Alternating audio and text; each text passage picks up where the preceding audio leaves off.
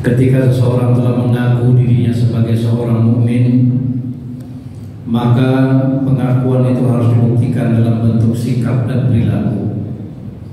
Sebagaimana komitmen orang yang beriman, at-tasdiq bil qalbi, iqrar bil lisan wa amal bil arkan. Membenarkan di hatinya, mengucapkan dengan lisannya, menjalankan dengan perbuatannya. Tentu tidak bisa parsial, tetapi harus secara keseluruhan, dari hati, ucapan dan perbuatan harus sama. Oleh karenanya Allah Subhanahu wa taala berfirman dalam surah Al-Ankabut pada ayat 2 dan 3. Allah Subhanahu wa taala mengatakan hasiban nasu ayyatraku ayyaqulu amanna wa hum la yaftanun. Sampai kalimat selanjutnya, wa laqad fatanna alladziina min qablihim fala ya'lamu alladziina shadaqu wa la ya'lamanna al-kadhibin. Apakah manusia itu mengira bahwa mereka dibiarkan saja mengatakan kami telah beriman, sedang mereka tidak diuji lagi? Dan sesungguhnya kami telah menguji orang-orang sebelum mereka, maka sesungguhnya Allah mengetahui orang-orang yang benar, dan sesungguhnya Dia mengetahui orang-orang yang dusta. Ternyata ujian bagi orang yang beriman ini komitmennya diuji oleh Allah. Apakah kita benar-benar beriman atau malah sebaliknya menjadi orang yang dusta? Maka untuk orang-orang yang beriman bisa jadi ujian menjadikan salah satu tingkat kedewasaan, karena tingkatan makomnya tentu diangkat oleh Allah. Dari derajat muslim menjadi mukmin itu tidak mudah. Dari mukmin menjadi muhsin juga tidak mudah. Dari muhsin menjadi mukhlis sampai menjadi muttaqi itu luar biasa ujiannya. Maka ketika Al-Ankabut mengatakan apakah mereka mengira mereka telah beriman? Belum. Maka orang-orang yang beriman akan diuji oleh Allah dengan ujian berbagai macam hal, sehingga tingkat keimanan mereka betul-betul menjadikan dewasa, matang. Lagi-lagi yang saya katakan kalimat dewasa disingkatan D-nya dapat dan mampu mengatasi masalah tanpa bermasalah. E-nya adalah empati, W-nya warok, hati-hati. Setiap langkah, perkataan, ucapan dan perbuatan akan diminta pertanggungjawaban di hadapan Allah Subhanahu wa taala. Maka bisa jadi orang yang beriman ketika mereka menyeru kebaikan, kebenaran, kemuliaan, tapi mereka tidak beriman, tidak baik, tidak mulia, apa kata Allah? Allah katakan, kabura maqtan indallahi an taqulu ma la taf'alun. Allah murka. Maka bisa jadi hari ini Allah kumpulkan kita di masjid ini untuk melaksanakan sholat dalam rangka ibadah kita kepada Allah. Abada ya'budu ibadah, ketaatan, ketundukan, kepatuhan kepada Allah. Dari ketundukan kita, kepatuhan kita, benar-benar kita abdikan satu komitmen kita. Karena ciri orang-orang yang berkomitmen kepada Allah adalah loyalitas. Dia akan abdikan hidupnya hanya untuk Allah. Sebagaimana Allah ajarkan lewat salat, qul inna sholati wa nusuki wa mahyaya wa mamati lillahi rabb. Kalau orang yang sudah loyal kepada Allah, cara kerjanya Allah hebat dan dahsyat.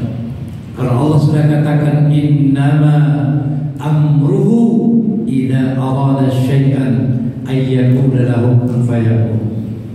Maka bagi Bapak Ibu sekalian yang hari ini ibadah kepada Allah, mohon maaf, jangan muncul pertanyaan apakah saya sholat ayat? Tidak. Sholat adalah mencegah kekejian dan kemunkaran. Maka orang-orang yang pernah berbuat keji dan munkar, latih dengan sholatnya. Salah satunya sholat tepat awal waktu dan berjamaah. Ketika kita belajar menepati janji Allah, maka Allah pun akan menepati janjinya. Tidak pernah Allah mengingkari. Maka orang-orang yang melatih pada tingkat sholat karena dia beriman kepada Allah. Orang yang beriman kata Allah dan bertakwa, janji Allah apa? Walau anna ahlal qura amanu wattaqau la fatahna alaihim barakatim minas samai wal ardh. Sekiranya penduduk negeri ini beriman niscaya Allah turunkan keberkahan. Mudah-mudahan ikhwan akhwat fillah yang berbahagia, dengan kita sholat berjamaah, mudah-mudahan kita semakin berkah. Amin. Semakin menunjukkan diri kita menjadi pribadi muslim yang kualitas. Amin. Oleh karenanya ciri yang pertama adalah komitmen sebagai seorang mukmin.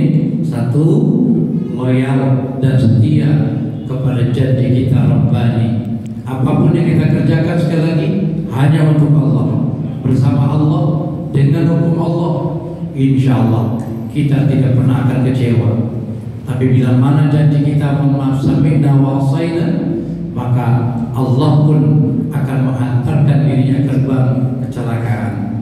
Oleh karenanya sampai ajal siap, ayat 18 Allah katakan summa ja'alnaka 'ala syari'atin min amri fattabi'ha wa la tattabi' ahwa alladziina la ya'lamun. Kemudian kami jadikan kamu berada di atas suatu syariat atau peraturan dari urusan agama itu, maka ikutilah syariat itu dan janganlah kamu mengikuti hawa nafsu. Oleh karenanya dengan sekalian, hari ini kita sholat berjamaah karena ini panggilan Allah. Bagi rekan-rekan yang sholat tepat waktu berjamaah, insya Allah Allah akan pelihara izzah wal karamahnya. Tapi minta maaf jika yang ditunaikan oleh kita tidak menjaga loyalitas, tidak menjaga diri akan izzah kita, maka Allah pun akan campakkan. Sementara Allah berpesan, wala tulqu bi aydikum ila tahluka, jangan kecampakkan dirimu ke lembah kehinaan. Maka berapa banyak hari ini mengatakan muslim, mukmin kepada Allah, tapi tidak ibadah, sholat yang lalai. Kalau sudah di kantin, mohon maaf, uang 2-3 jam, tapi ketika sholat Allahumma lantas jalan. Coba kita balik hari ini sebagai pribadi orang-orang beriman, salah satu doa yang dikabul oleh Allah, arabtumullaha wa lam tu'addu haqqah. Kita kenal Allah, bayar hak kepada Allah. Maka ketika sholat, dudukkan hati kita sebentar, kita simak diri kita pada halte pemberhentian. Ketika kita mengatakan Allahumma antas salam wa minkas salam wa ilaika ya'udus salam, fahayyina rabbana bis-salam wa lihilna jannata daras salam. Betapa indah. Maka orang-orang yang sholat tepat waktu dan berjamaah, hatinya tentram, bahagia, tenang, damai, akan muncul kejujuran, kesabaran, ketulusan dan keikhlasan. Tapi bila mana kita janji kita tidak setia kepada Allah, luar biasa laknatullah. Maka kita kadang-kadang menjadi orang-orang yang pendusta. Kenapa? Karena komitmen kita tidak dibangun. Sebetulnya sederhana, dari mulai hal kecil, dari diri dan dari hari ini, inilah komitmen orang-orang yang beriman terus dijalankan. Kehadiran yang dirahmati Allah. Yang kedua, komitmen orang mukmin adalah disiplin dan ketaatan melaksanakan ketentuan-ketentuan Allah. Rekan-rekan hari ini minta maaf, saya mengajak bagi yang punya milik rezeki, jangan menunggu bulanan. Coba ada rezeki yang kita keluarkan harian, mingguan, bahkan bulanan. Harian, kalau kita tidak mampu dalam bentuk harta, kalian tasaddaq bimali, maka kalian tasaddaq bi'ilmihi, dengan ilmu. Kalau enggak kita mampu, kalian tasaddaq bi'ilmihi, kalian tasaddaq biquwwati, bersedekah dengan kekuatan, dengan tenaga. Kalau ada sampah di sekitar kita, mohon maaf, jangan kita mau dengan jabatan kita. Berikan contoh akhlak yang terbaik. Karena sesungguhnya kata Rasulullah, innama bu'astu liutammima makarimal akhlak. Ini yang jarang dapat. Sampai-sampai Rasul katakan, akmalul mu'minina imanan ahsanuhum khuluqa. Sebaik-baik orang yang beriman adalah orang yang paling baik akhlaknya. Jadi ketika kita taat kepada Allah dan Rasulnya, insya Allah ketaatan tadi tidak akan pernah kita berkhianat. Apa yang kita tanam pasti akan muncul. Man jara'a hasadan. Tanam kebaikan akan berbuah kemuliaan. Maka dalam Al-Quran dikatakan, "Faman ya'mal mithqala dzarratin khairan yarah wa man ya'mal mithqala dzarratin syarran yarah." Jadi kebaikan absolut, kejelekan pun absolut. Kita tidak penting apa kata orang lain, yang paling penting apa kata Allah.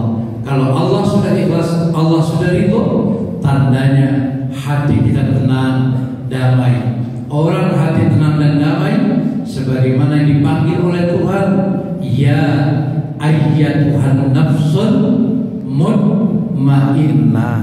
Jadi kalau ada hari ini, mohon maaf, rekan-rekan sholat dijalankan tapi hati tidak tenang, kadang-kadang tahajud dijalankan tapi hati resah gundah gulana, tilawatil Quran kadang-kadang dibaca tapi hati masih belum tenang juga, ada yang tak beres. Allah yang duduk di hati kita.